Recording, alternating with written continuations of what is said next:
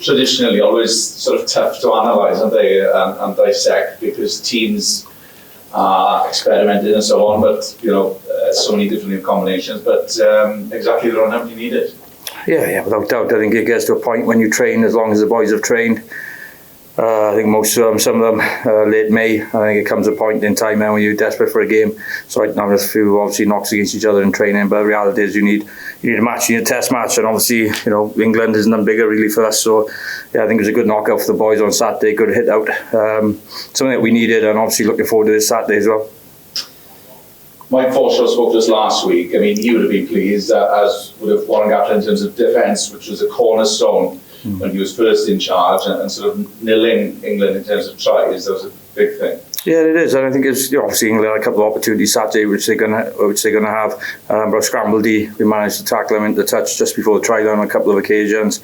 I think our first up tackling was very good, and then when we needed to scramble, we scrambled very well, and that showed on Saturday. So I think keeping a test team to 9 points and obviously not conceding any tries is a massive plus and a massive bonus. And again, it's can we raise the bar this Saturday? Can we be even better than what we were Saturday? And I think that's a challenge for us.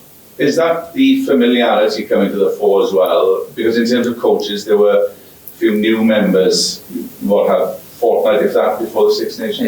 Yeah, I think it takes time, doesn't it? I think everyone knows that. So again, it's just Force is putting a stamp on the team now. So is everyone else, I'd like to think, anyway, in terms of their roles and what they do. The boys have probably got a good gist of it now, and where they're at and where they stand and what's required of them. That certainly showed on Saturday, there's no doubt in that. Boys put in a shift, that's for sure. And I think that's the least we ask for, front up, give it your all, and if we can win the game, brilliant.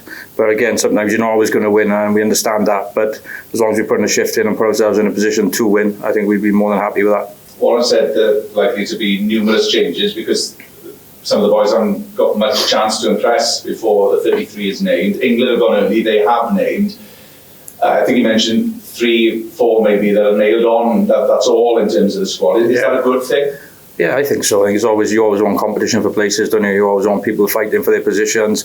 If you're never quite sure, not that I believe there'll be any complacency in the boys. The Gats thinks they're the ones who are going to be nailed on. I think that the reality is there's some good players in this squad at this moment, and everyone's fighting for their positions, no matter who you are, whether you've got 100 caps or whether you've got a 1 cap.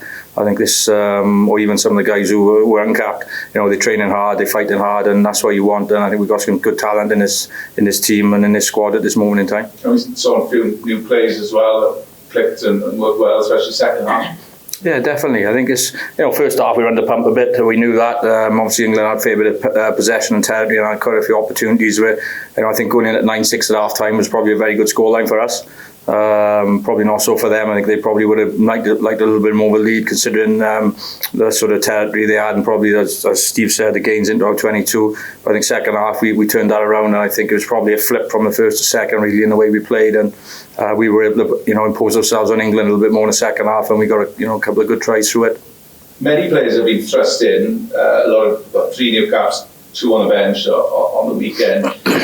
A lot of mention 2011. You were involved. Do you see that comparison? It's probably a little bit about it, isn't it? It's tough. There's been a change. There's no doubt in that. Obviously, a couple of the senior guys have retired. They've been unbelievable players for Wales over a long period of time. But as you said, it's your jersey for a period of time, and once that time is up, it's an opportunity for someone else. And I think it's an opportunity for a lot of these guys that are stepping into the fray and have been in camp since late May, have really put their hand up. And as I said, I think Wales, certainly has got a bright future. There's no doubt in that. Whether some of these guys make it or not in terms of the World Cup. But again, I think going forward, there's some talent in this squad, and I think Wales, certainly has a bright future ahead for some of these guys. There's no doubt in that. Just by me, there's a few knocks, but Alex mentioned nobody's ruled out. That's a good thing, and they may have a chance as you progress through these games. Yeah, definitely. Obviously, there's another big test match Saturday, and then another big one a week after against South Africa. So, as I said, they tend to come thick and fast when they come. But again, I think everyone's going to be given an opportunity. I think Gats have already said that, and we'll see what happens Saturday, and then obviously we'll address them after that, ready for next week. Cheers. Neil, just on that, is there any update on Ryan Elias and Neil Jenkins? They're obviously with us. They're fine at this moment in time. Whether we're not too sure about Saturday at this moment in time with them guys. But again, we'll just see over the coming days and see how they progress, see how they go, and hopefully they'll be fine. Hopefully they'll be fine, even if it's not for this weekend. Hopefully for the weekend after. But again, we'll wait and see. I know there's always a couple of niggles, always a couple of bumps and bruises, especially after a test match of that size against England. So we'll see how they go in the coming days. Yeah, I know that it was a warm-up match, so people are inclined not to get too carried away, but on the backdrop of the Six Nations and how that went, it felt like a big win on Saturday. You could see the players afterwards. Yeah, I think Gats has said it before. Not too much, not too concerned about the W's as such. Of course you want to win. Every time you take the pitch, you want to win, and especially when you're playing England and vice versa with them. You want to win a test match, and for us to come out on Saturday, it is a good result for us. There's no doubt in that. But things will be again different this Saturday. There's no doubt. Going to Twickenham is tough place to go. They got a pretty good record against, or a very good record against us up there. But again, it's another challenge, another opportunity for the boys, and I think that when you can come out on the right side, it does give you confidence. There's no doubt in that, and it's certainly we're in a totally different place to what we were in the Six Nations, and that's a good thing. And hopefully we can keep improving and keep getting better. And I'd like to think we're going to. What's the difference from your point of view when players come in on a Monday after a win versus a loss? What's the difference in the atmosphere? There's obviously a difference. There's no doubt in that. I think not just the players. I think the nation itself, and it gives the nation a lift. We know that players feel that. I think you can feel it from the public as such, and obviously the turnout yesterday in the open session was impressive and stuff. So again, it gives everyone a lift. There's no doubt in that. Of course, it gives the players a lift because disappointing in Six Nations, we've already said, but to win a test match against England is no mean feat. And as I said, I think the important thing is, we'll be pretty grounded. We understand what Saturday was all about and how important this Saturday is going to be and how tough it's going to be this Saturday. So we've got to go again, and we can't be the same as Saturday. We have to be better, plain and simple. Yeah, and is that the message to the group that will go onto the field this weekend? There's probably going to be a few changes. The onus on them to basically pick up the baton and carry it forward. Well, yeah, there's some big performances on Saturday, so I think it's common sense if you're in a position, and you want to be a World Cup squad member, you're going to have to play well on Saturday. There's no doubt in that, and you're going to have to show that you can play at this level. And it's at Twickenham, which, as I already said, is going to be tough, but it's a good place to go and play as well, and it's a good opportunity for whoever is going to be involved on Saturday, and put your hand up and say you want to be selected for the World Cup. Just lastly, do you expect England to be a different proposition on home soil? Probably a few changes for them as well. Yes, definitely so. I'm sure there'll be changes. I spoke to a couple of the boys before the game Saturday. Obviously they were unsure whether they'd be involved this weekend, but I have no doubt some of the senior players will be playing this Saturday. There's no doubt in that. I think they got 4 games in total. Got us on Saturday, and I think they play Ireland and Fiji. So again, there's opportunities for them guys as well, with their squad being named as well. So I thought they'd pretty have they had a good side out last Saturday, but I think they'll probably a very good side out this Saturday. Hi Neil. Is Toby in contention this weekend? How's he getting on? No, Toby's not. He's not in contention, but hopefully, he's making good strides and stuff. We're just going to keep an eye on him as well. He's a class act, Toby, and the last thing I want to do is push him too early. But he's certainly making progress, and he seems in a pretty good place. But as for this Saturday, he won't be. But who knows for the week later. But you're happy with his progress, obviously. He's doing all right at the minute. He's doing all right. So as I said, he's a big player for us. We know how good he is, and obviously he's been there, done it. He's a world-class player. So we'll see what happens in the coming days, and obviously in the coming weeks, and hopefully he'll be all right for a week later. Can I just ask you about another guy in that area, Team Plumtree's come in, decent impact, I thought, off the bench. How impressive he did with it. No, he's been very good, Tane. He's a good guy, good person to have around the squad, and obviously can play. So it's he's a talent, he's an athlete, he understands the game. So as you said, he had played pretty well when he came on Saturday. And again, just we'll see if he gets another opportunity in the coming weeks. But good player, good asset to the squad. There's no doubt in that, as a player and a person. And have you been impressed by how quickly he's hit the ground running? It's obviously quite unusual circumstances in which he's come in having not played. Well, I think he said himself to most of the guys that he's pretty nervous coming in when he came in. Obviously going to Switzerland as such and not knowing anyone, but he certainly found his feet. There's no doubt in that, and he gets on well with the guys. He's a good member around the squad, as I said, on and off the pitch. So he's been a good positive impact to us, and a real plus for us. Neil, what do you make of Sam Costa's performance on the weekend, and just the way he's sort of conducted himself since being in the squad? Yeah, he's a good kid. He's a massive talent. There's no doubt in that. And I think he's going to have a big future for Wales going forward. So he did pretty well on Saturday, stuff that we were looking at and what we tried to get out of it. He had 1 or 2 little things in there, a little bit of errors, but that's the game. That's Test rugby, and he's tough.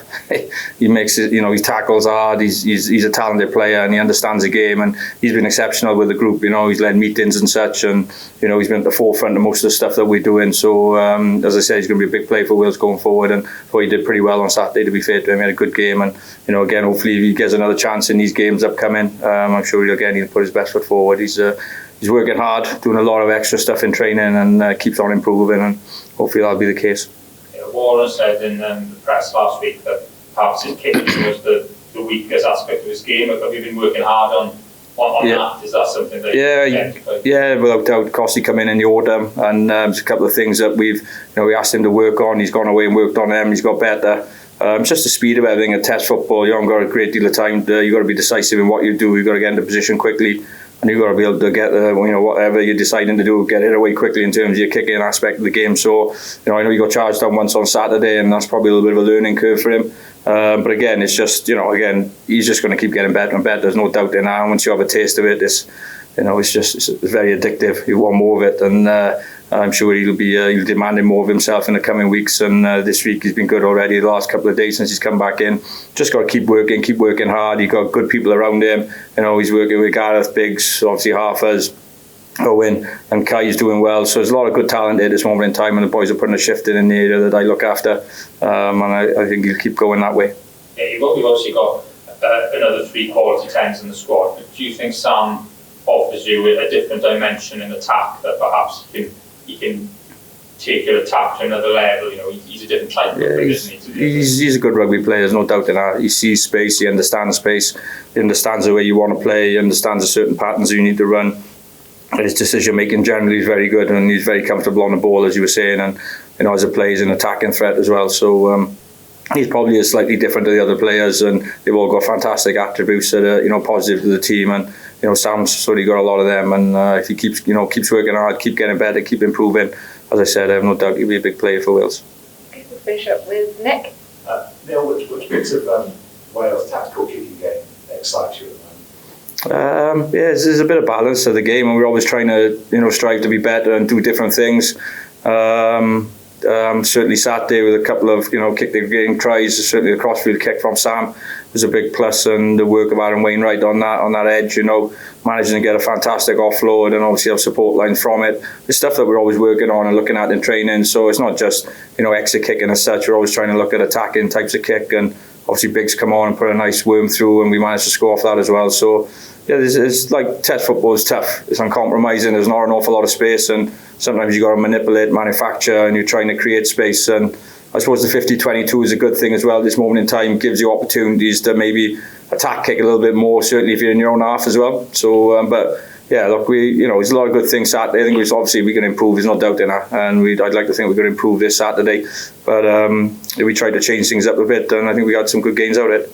Was it a deliberate call to keep them all away from Freddie Stewart as much as you did? I think most people would understand how good he is in the air, and we found that out in the Six Nations ourselves. So yeah, you're trying. He's an asset to them. He's a big strength. He's fantastic under high ball. Very rare. I think he only dropped one Saturday. So in England sort of escort lines, if you like, they protect him very well.